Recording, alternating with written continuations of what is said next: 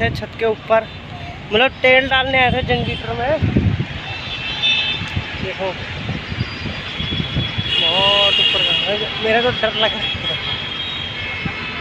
खिलौने की तरह लग रही गिट्टियाँ।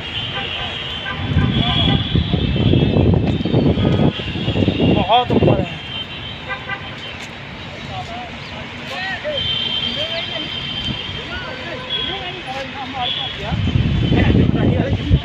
अभी लेके आया साले तुझे लड़ाई करनी है, ये देखना मोबाइल ना रोटी।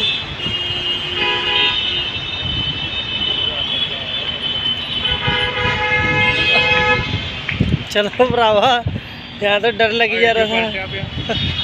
सर्दियों गर्मियों में पता लगू ए चीज़